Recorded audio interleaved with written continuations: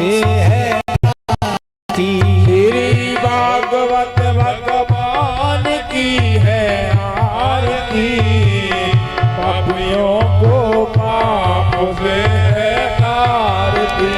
ये शांति गीत पावन पुनीत पापों को मिटाने वाला, हरि दर्श कराने वाला। ये शांति गीत पावन पुनीत पापों को मिटाने वाला, हरि दर्श कराने वाला, हरि दर्श कराने वाला, हरि दर्श कराने वाला। ये सुख करणी ये दुख हरणी, ये सुख करणी ये दुख हरणी। श्री मधुसूदन की आरती, पापियों को पाप से है आरती। श्री भागवत भगवान की है आरती, पापियों को पाप से है आरती। ये मधुर बोल मधुकुंद खोल सत्मार्ग बताने वाला, बिगड़ी को बनाने वाला। मधुर बोल सत पंग बोल सब मार्ग बताने वाला, बिगड़ी को बनाने वाला, बिगड़ी को बनाने वाला, बिगड़ी को बनाने वाला। श्री राम यही घनश्याम यही, राजा राम यही घनश्याम यही, श्री राम यही घनश्याम यही, श्री राम यही घनश्याम यही। प्रभु की महिमा की आरती, पापियों को पाप से है आरती। भागवत भगवान की है आरती, पापियों को पाप से है आरती। कर्पूर गौरम करुणावतारम संसार सारम भुजगेन्द्रहारम, सदा वसंतम हृदयारविंदे रवं भवानी दैत्यं नमामि। त्वमेव माता सदा त्वमेव, त्वमेव बन्धु सदा त्वमेव, त्वमेव वेदान्तरं त्वमेव, त्वमेव सर्वं मम देव देव। श्री भागवत भगवान की है आरती, आरती, पापियों को पाप से है आरती। श्री भागवत भगवान की है आरती, पापियों को पाप से है आरती, पापियों को पाप से है आरती, पापियों को पाप से है आरती।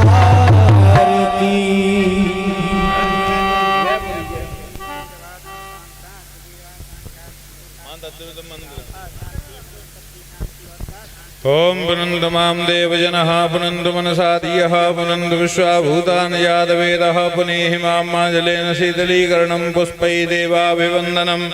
ओम जिनेन जिनिमयजन्त देवासानि धर्माणि प्रथमान्यासन्ना तेहनागं महिमानः सचन्द यत्र पूर्वे साध्याः सन्ति देवाः। श्री पुराण पुरुषोत्तमाय नमः।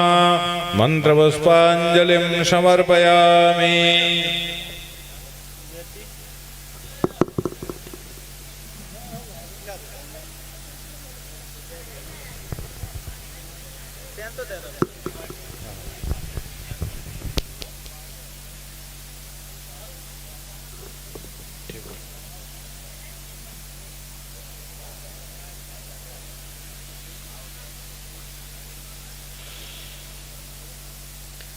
वक्रतुंड महाकाय कोटि सूर्य समप्रभ निर्विघ्नं कुरु मे देव सर्वकारेषु सर्वदा।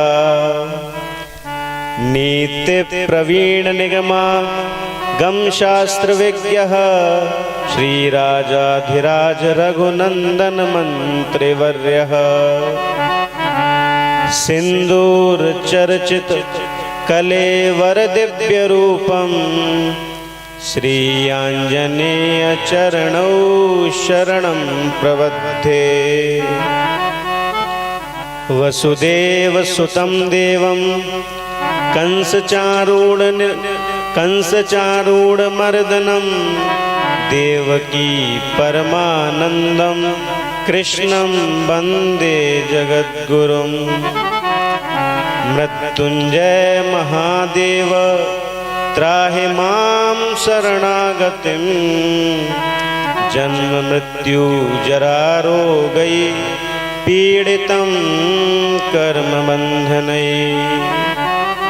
रामाय रामभद्राय रामचन्द्राय वेदसे रघुनाथाय नाथाय सीताया पतये नमः। मंच पर गुरुतुल्य पितामह को प्रणाम करता हूँ। मंच पर सभी विप्र चरणों को प्रणाम करता हूँ। परम मंगलमय भगवत स्वरूप श्रीमद् भागवत पुराण सप्ताह ज्ञान यज्ञ में बैठे सभी भगवत भक्त एवं ममतामयी माताएं, कल हम सबने बड़ी धूमधाम से नंदोत्सव मनाया। नंद के यहाँ जो बधाई गाई गई, महोत्सव हुआ, हम सब ने बड़ी धूमधाम से उसको मनाया। कन्हैया का प्रकटोत्सव, क्योंकि भगवान प्रकट होते हैं और हम सब जन्म लेते हैं। भगवान प्रकट होते हैं और अंतर्ध्यान हो जाते हैं। हम जन्म लेते हैं और मृत्यु के बाद कर्मानुसार, अपने कर्म के अनुसार फिर जन्म लेते हैं। भगवान कर्म के बंधन से बाहर है। तीनों कालों में भगवान कर्म के बंधन में नहीं बंधते हैं। सर्वतंत्रस्य स्वतंत्र, जब चाहे प्रकट हुए, जब चाहे अंतर्ध्यान हो गए। तो कहा गया है निज इच्छा निर्मित तनु। कर्मानुसार हम अपने कर्मों को भोगते हुए जन्म को प्राप्त करते रहते हैं और भगवान अपने भक्तों के कल्याण के लिए प्रकट होते हैं, अवतार लेते हैं, अंतर्ध्यान हो जाते हैं। तो कन्हैया के नंदोत्सव में भगवान ने अवतार लिया। इसके बाद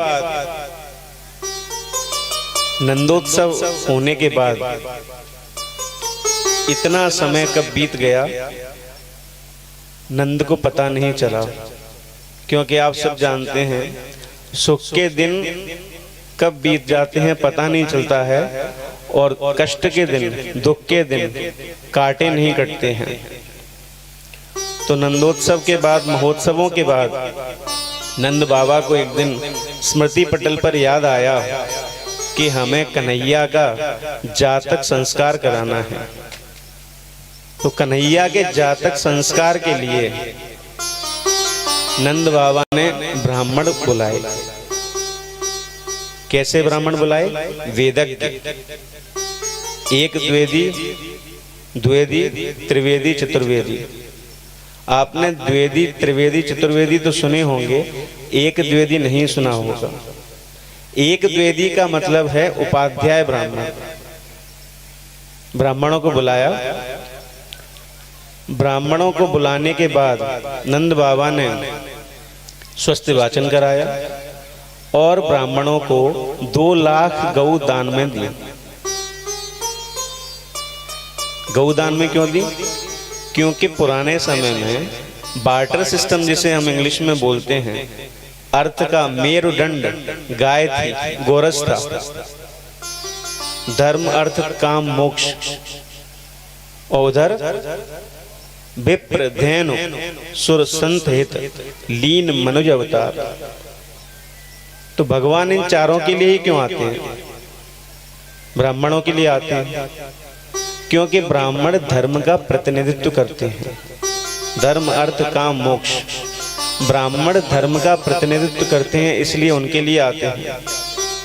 अर्थ का मिरंड गाय थी, तो भगवान व्यवस्था ठीक बनी रहे इसलिए गाय के लिए आते हैं। काम तीसरे नंबर पर, धर्म अर्थ के बाद काम आता है। तो काम के लिए मतलब देवताओं के लिए, क्योंकि सारी कामनाओं की पूर्ति आप देवताओं की आराधना, देवताओं की साधना से करते हैं। और अंत में संतों के लिए आते हैं, क्योंकि मोक्ष का मार्ग संतों के चरणों से होते हुए निकलता है। इसलिए भगवान इन चारों का प्रतिनिधित्व करते हुए इन चारों के लिए आते हैं। तो नंद बाबा ने 2 लाख गौ का दान किया। गोरस इसके बाद नंद बाबा के पास 9 लाख गायें थी, तो उनका कर देना पड़ता था। कर जाता था मथुरा राजा के पास। तो नंद बाबा मथुरा कर देने चले गए। इधर कंस ने सबसे पहले मंत्रिमंडल बुलाया, उसका नाम रखा बालक मारक विभाग। बालक मारक विभाग, ब्रज में जितने भी बच्चे 7 दिन पहले और 7 दिन आगे पैदा वो सभी मार दिए जाएं, क्योंकि कंस भयभीत है, अपनी मृत्यु को टालना चाहता है। सज्जनों, इस संसार में कुछ भी निश्चित नहीं है। अगर इस संसार में कुछ भी निश्चित है तो वो है मृत्यु। आप ईश्वर की खोज करो या मत करो, आप ज्ञान को पाओ या मत पाओ, लेकिन मृत्यु आपको अवश्य खोज कर लेगी। संसार में आप जहां भी हैं, मृत्यु आपका वर्ण कर लेगी। सज्जनों, इस संसार में सारे भय मृत्यु के हैं, सारे डर मृत्यु के हैं। मृत्यु भय स्रोत है, सभी भयों का स्रोत मृत्यु है। मृत्यु के होते हुए मनुष्य में इतना अहंकार है, अभिमान है, ये आश्चर्य की बात है। अगर मृत्यु न होती तो मनुष्य क्या करता?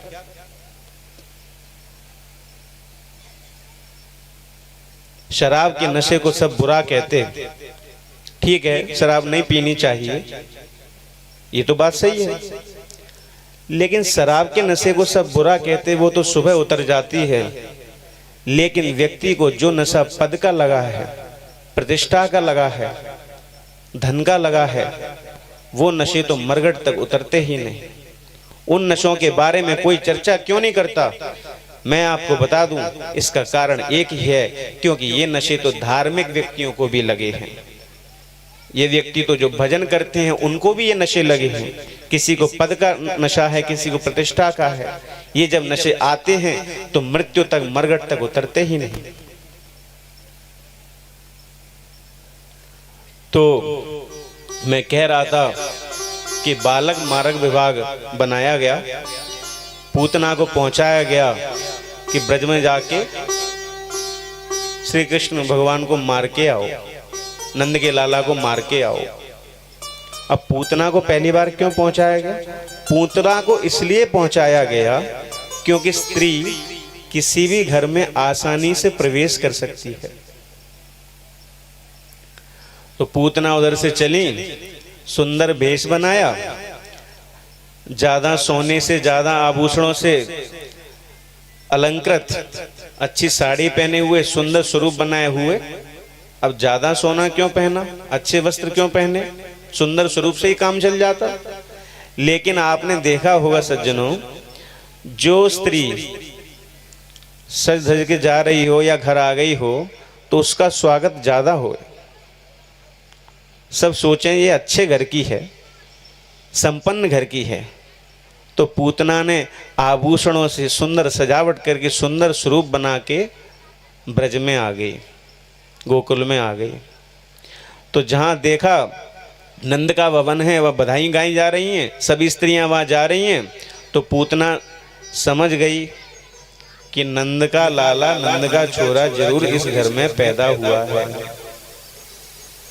पूतना गई, नंद के यहाँ यशोदा से मिली और यशोदा से बोली, मैया छोरा भयो है, इतनी उम्र में इतने बुढ़ापे में मैं आ गई उसको आशीर्वाद देने, बधाई देने, बताओ छोरा का। अब यशोदा ने उसको नीचे से ऊपर तक देखा। यशोदा ने देखा इसको तो हमने कभी देखा नहीं, इसको तो हम जानते नहीं, अब ये कौन मैया आ गई। दूसरी तरफ यशोदा विचार करती है कि लाला को बधाई देने आई है, लाला को आशीर्वाद देने आई है, तो कोई ना कोई तो होंगे, हम नहीं जानते, ये जानती होंगी हमको। तो यशोदा ने सोचा पहले आशीर्वाद लाला से दिलवाए देते हैं, बाद में पूछताछ कर लेंगे, क्योंकि अभी हमने अगर पूछ लिया कि हमने आपको पहचाना नहीं तो सखी बुरो मान जाएगी। यशोदा ने इशारा किया कि लाला वहां लेटा है। हमारे बाल कृष्ण आंख खोले हुए लेटे थे, सामने से देखा कि मौसी आ गई। मौसी को देखते ही पट्ट से आंखें बंद कर ली। अब यहाँ संतों का कई जगह भाव अलग अलग है। कुछ संत कहते हैं भगवान ने सबसे पहले आंख बंद करके मंगलाचरण कर रहे थे कि हमें सभी दुष्टों को मारना है, तो पहली शुरुआत हम पूतना से ही करें, इसलिए हमारे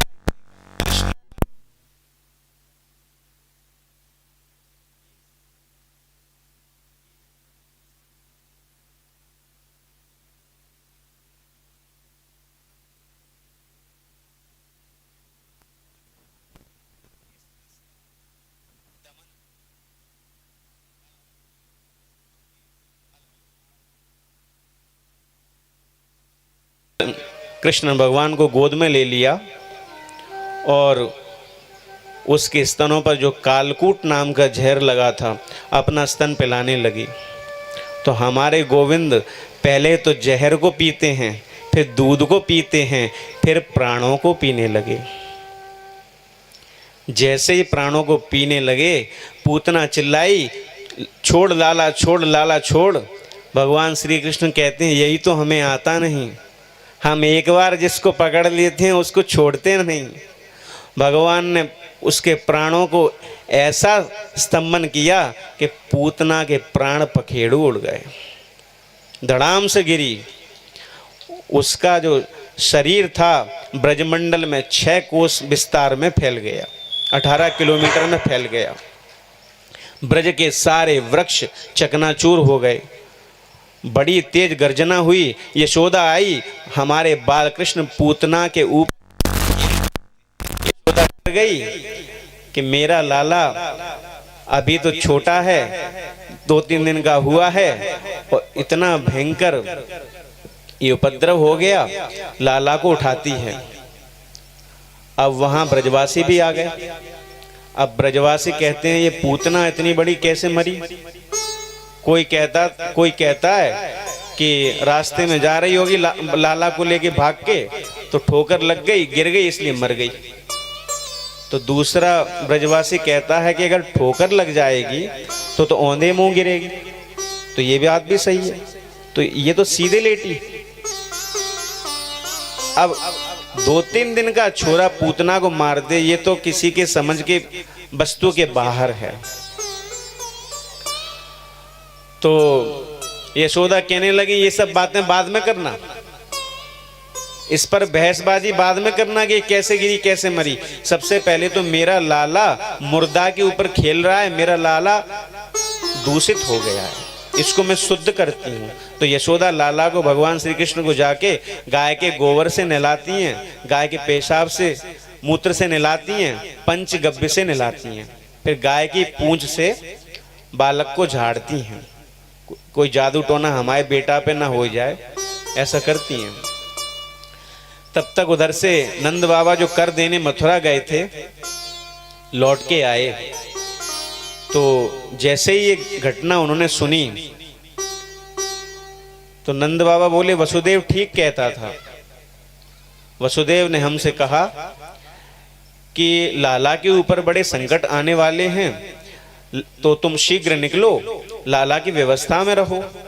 तो ब्रजवासी बोले हाँ वसुदेव और तुम जो भजन कर रहे थे ना लाला की रक्षा के लिए, उस भजन के प्रभाव से ही पूतना मारी गई है।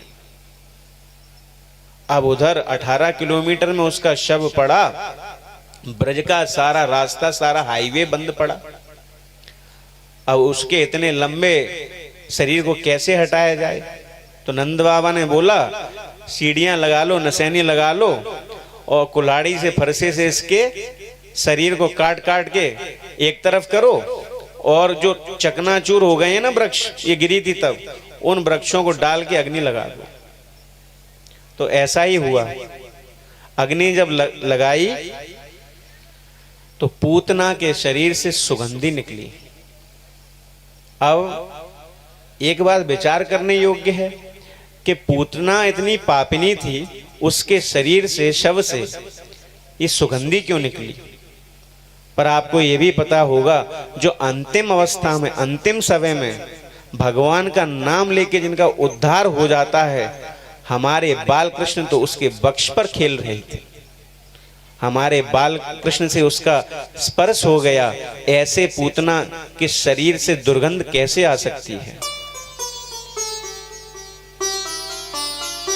बाल कृष्ण ने पूतना को मार दिया।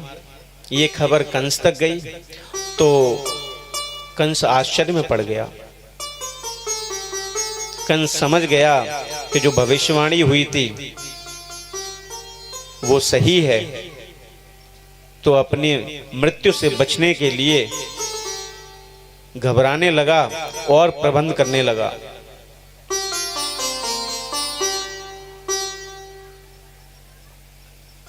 सज्जनों, त्रुटियां मेरी सृष्टि हैं एवं मेरी अपरपक्व बुद्धि की परिचायक हैं। श्री महाराज जी जिस मंच में विराजमान हो, श्री महाराज जी के सामने कुछ भी बोल पाना हमारे बस की बात नहीं। महाराज जी के सामने बोलना मानिए सूर्य को दीपक दिखाना है।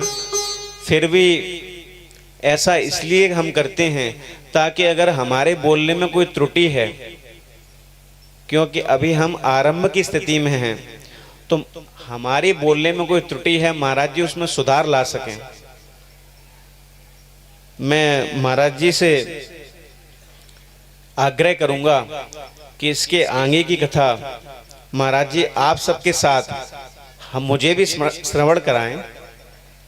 इसी प्रार्थना के साथ मैं महाराज जी से निवेदन करूंगा कि पुनः मंचासीन होकर हमें बालकृष्ण की जो आगे की लीला है उनका हमें बड़े आनंद के साथ श्रवण कराएं।